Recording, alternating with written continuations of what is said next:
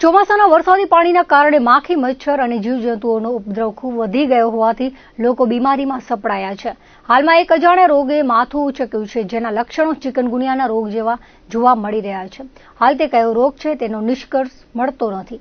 આ અંગે આયુષ હોસ્પિટલના ફિઝિશિયન ડોક્ટર નૈનેશ શાહે જણાવ્યું હતું કે હાલે નવો રોગ જોવા મળે છે, જે ચિકનગુનિયા જેવા જ લક્ષણો ધરાવે છે. આ રોગ સંબંધી દર્દીઓ વધારે હોસ્પિટલમાં આવી રહ્યા છે. આ રોગના લક્ષણો બાબતે કહ્યું હતું કે દર્દીને માથામાં ખૂબ જ દુખાવો, શરીરમાં ઠંડી લાગવી, તાવ પ્રમાણ 106 ડિગ્રી થઈ જાય છે. આવા લક્ષણો ધરાવતા દર્દીને હોસ્પિટલમાં દાખલ કરવા પડે છે. આ તાવ 2 થી 3 દિવસ રહે છે.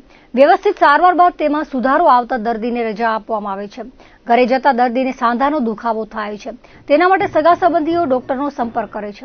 તેમને વ્યવસ્થિત માર્ગદર્શન આપવાથી બધા દર્દોમાંથી બહાર લાવી શકાય છે. લોકોને અપીલ કરતા કહ્યું હતું કે તાવ આવવાથી ઘરે ન રહેતા તજજ્ઞ ડોક્ટર પાસેથી યોગ્ય સારવાર લેવી હિતાવહ છે અને માર્ગદર્શન મુજબ દવા લેવાથી આરામ થઈ જશે તેવું કહ્યું હતું. એટલે હમણાં અત્યારે અમારી જે ઓપીડીઝમાં પેશન્ટો આવે છે કે અમારે જે આઈપી પેશન્ટો થાય છે, જે દાખલ દર્દીઓ છે, એનામાં અમને વધારે પડતા પેશન્ટો ડેન્ગ્યુના, મલેરિયાની તથા એક સંભવિત વાયરસ જે ચિકનગુનિયા જેવો લાગે છે, પણ હજી સુધી ચિકનગુનિયા ડિટેક્ટ થયો છે એવું જોવા મળ્યું નથી. પણ જે 2004માં ભૂતકાળમાં ચિકનગુનિયા વાયરસ આવ્યો હતો અને ત્યારે જે આપણને એમાં જે લક્ષણો જોવા મળ્યા હતા એ પ્રમાણેના લક્ષણોવાળા અત્યારે દર્દીઓ જોવા મળે છે. એમને મેઇનલી જે મને જોવા મળ્યા છે અત્યાર સુધીમાં જે મેં ઓપીડી જોઈ છે એ દરમિયાનમાં પેશન્ટોને માથાનો દુખાવો ખૂબ વધારે હોય છે. એની સાથે સાથે આખા શરીરમાં ઠંડી પડે છે અને ખૂબ હાઈ ગ્રેડ ફીવર એટલે 104, 105, 106 સુધીના પણ તાવ મેં જોયા છે. અને આટલા તાવ સાથે પેશન્ટ જ્યારે આવે ત્યારે એને હોસ્પિટલાઇઝ એટલે કે દાખલ જ કરવું પડે છે. અને પછી 2 થી 3 દિવસ સુધી આ તાવ રહે છે.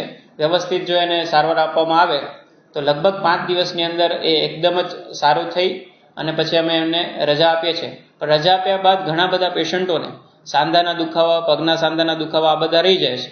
એટલે એ માટે અમારું પછી પાછળથી સંપર્ક કરે છે. પણ જો એને વ્યવસ્થિત માર્ગદર્શન આપવામાં આવે તો એ બધા દર્દોમાંથી પણ એમને બહાર કાઢી શકાય છે.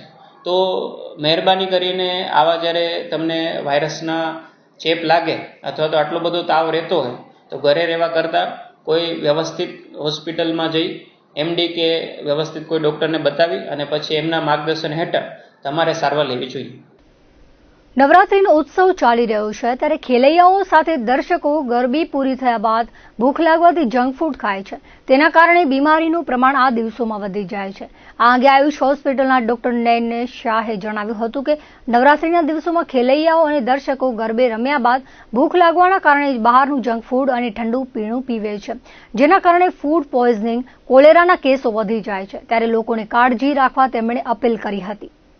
અમે દર વર્ષે જે નવરાત્રિની સિઝનમાં જોતા હોય છે એ પ્રમાણે ખેલૈયાઓ અને જે એમના દર્શકો જ્યારે નવરાત્રિની ગરબીઓમાંથી છૂટે છે, ત્યાંથી બહાર નીકળે છે, એના પછી એમને ખૂબ જ ભૂખ લાગવાથી કોઈ પણ જંક ફૂડની રેસ્ટોરન્ટમાં કે કોઈ પણ આડાવડા પીણાઓ કે પછી આડીઅવળી રેસ્ટોરન્ટોમાં જઈ અને પોતાનું પેટ તો ભરી દે છે, પણ એના પછી એ જે જંક ફૂડની અસરો જે થાય છે એના કારણે ફૂડ પોઈઝનિંગના કેસો છે કે પછી કોલેરા જેવી બીમારીઓ છે કે આવા બધા જે ફૂડ રિલેટેડ જે બધા ડિઝીઝો છે કે અત્યારે ટાઇફોઇડ જે છે, તો આવા બધા રોગચાળો ફાટવાની શક્યતા ખૂબ વધારે થાય છે. અને એના કારણે પછી એ લોકો 2 થી 3 દિવસ માટે હોસ્પિટલાઇઝ થવું પડે છે. ઇવન તો એમને અઠવાડિયે 10 દિવસ સુધી ખાવામાં પણ પછી પરેજી પાડવી પડે છે. એના કરતાં મારો સુઝાવ એવો રહેશે કે એ લોકો કોઈ હેલ્ધી ફૂડ અથવા તો કોઈ જે ન્યુટ્રિશનલી વેલિડ હોય અથવા તો ખાલી હાઇડ્રેશન મેન્ટેન કરવા માટે વ્યવસ્થિત પ્રકારનું પીણું કે છાશ છે કે પાણી છે એ સાઈડ થોડુંક વધારે પોતાનો ભાર રાખે. ખાવાની બાબતોમાં થોડુંક એટલી સંભાળ લેશે તો એમને આ બધી જે બીમારીઓ છે એમાંથી બચાવ થઈ શકશે. સોશિયલ મીડિયા મારફતે બકાલી સમાજ વિરુદ્ધ ટિપ્પણી કરતી પોસ્ટ અપલોડ કરી લાગણી દુભાવવામાં આવતા સમાજ દ્વારા ભુજ બી ડિવિઝન પોલીસમાં આવેદન અપાયું હતું. ભુજના નગર સેવિકા શેરબાનુ સમાએ આવેદનપત્રમાં જણાવ્યું હતું કે કરિયાપીર મકન પર દોસા ખાતે સમાજનો મેળાવડો હતો, જેમાં દરગાહ પર ચાદર પોસી કરી ન્યાઝનું આયોજન કરાયું હતું. ત્યારે 2 યુવાનો નશાનું સેવન કરીને આવ્યા હતા અને હાથમાં છરી લઈને ફરી સ્થાનિકે ભય ફેલાવ્યો હતો. આવું વર્તન કરવાની ના પાડતા ઉશ્કેરાટમાં આવીને મારામારી કરાતા પોલીસને જાણ કરવામાં આવી હતી. બાદમાં આરોપીઓ ચાલ્યા ગયા હતા અને ગોડાઉનમાં જઈ તોડફોડ કરવામાં આવી હતી, જે બાબતે એ ડિવિઝન પોલીસમાં ફરિયાદ પણ નોંધાયેલી છે. ફરિયાદ થઈ તે શખ્સો સામે અગાઉ પણ ગુના નોંધાયેલા છે. બાદમાં બકાલી સમાજની લાગણી દુભાવવા ઇન્સ્ટાગ્રામમાં વિડીયો અપલોડ કરી મૂકવામાં આવ્યો હતો, જેથી જવાબદાર ઇસમો સામે પગલાં ભરવા માટે માંગ કરવામાં આવી છે. લોહાણા મહાજન દ્વારા ભુજ લોહાણા મહાજનના સાનિધ્યમાં અખિલ સૌરાષ્ટ્ર કચ્છ રઘુવીર સેના તથા ભુજ લોહાણા યુવા મંડળ આયોજિત પાંજો તહેવાર પાંજે ગરબીનું આયોજન કરવામાં આવ્યું હતું. આમંત્રિત મહેમાનો, સંલગ્ન સંસ્થાઓના હોદ્દેદારો તેમજ ત્રણેય આયોજકોના હોદ્દેદારો ઉપસ્થિત રહ્યા હતા. આ આયોજન ટીન સિટી ગ્રાઉન્ડ ખાતે માત્ર રઘુવંશી જ્ઞાતિના લોકો માટે કરવામાં આવ્યું છે, જેમાં સૌપ્રથમ માતાજીની આરતી, ટ્રેડિશનલ ગરબા રાસ સ્પર્ધા અને જનરલ રાઉન્ડનું આયોજન કરવામાં આવ્યું હતું. આ નવરાત્રના આયોજનમાં જ્ઞાતિજનોના સ્પર્ધકોને ઇનામોથી નવાજવામાં આવ્યા હતા. આ આયોજનમાં જ્ઞાતિના લોકો માટે એન્ટ્રી નિઃશુલ્ક રાખવામાં આવી છે.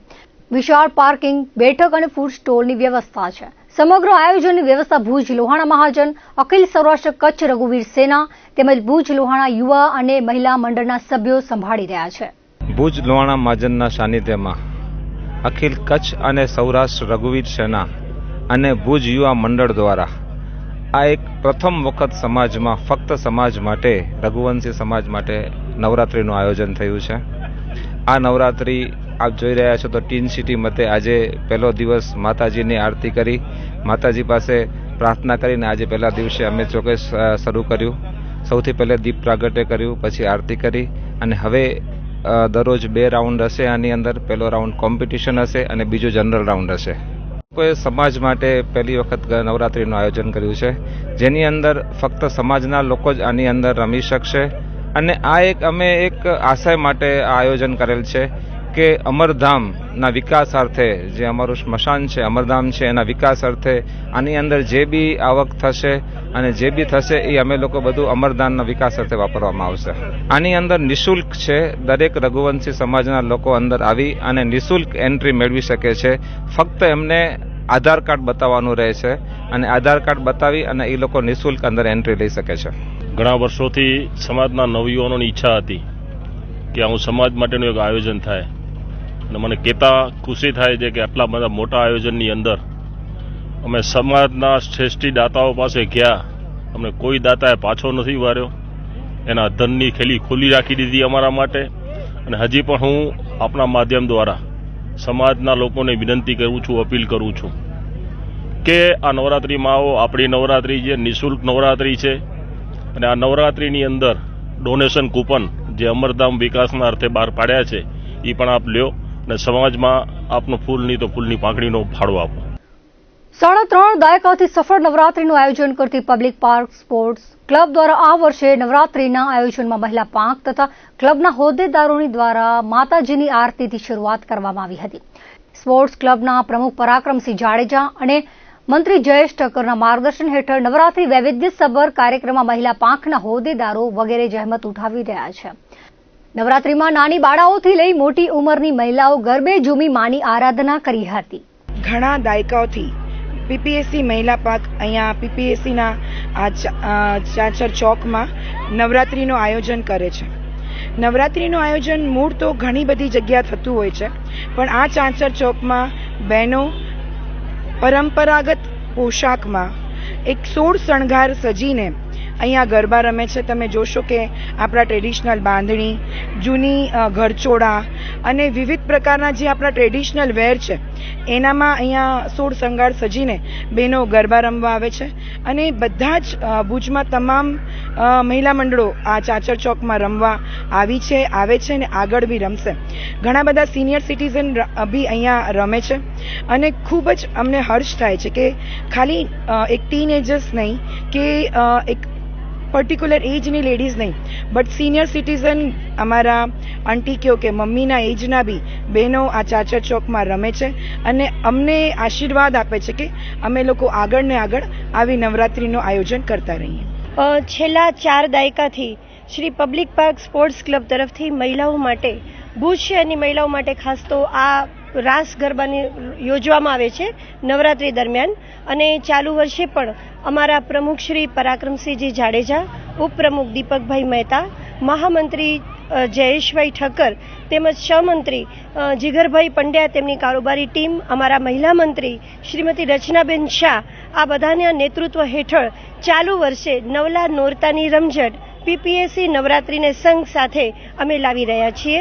આમ જુઓ તો આજે અમારી પાસે 6 મહિલા મંડળો રમવા આવ્યા છે અને આ ઉપરાંત આજના દિવસ ઉપરાંત અમે બાકીના દિવસો દરમિયાન, આગામી દિવસો દરમિયાન વિવિધ મહિલા મંડળોના રાસની સાથે સાથે બીજા અનેકવિધ કાર્યક્રમો પણ રાખ્યા છે. જેમ કે આવતીકાલે અમે બીજા નોરતે આરતી શણગાર, ગરબા શણગાર, દાંડિયા શણગાર સ્પર્ધા, રવિવારના દિવસે ચોથા નોરતે બાળકો માટે ચિલ્ડ્રન રાઉન્ડ, આ ઉપરાંત નવરાત્રિને અનુરૂપ પ્રોપ રાઉન્ડ, 2 જનરલ રાઉન્ડ અને થાળી રાસ, બેડા રાસ જેવા પરંપરાગત રાસનું પણ આયોજન કરવામાં આવેલ છે. અને 12 તારીખે એટલે કે વિજયાદશમીના દિવસે અમે મેગા ફાઇનલ રાઉન્ડનું આયોજન કરેલું છે.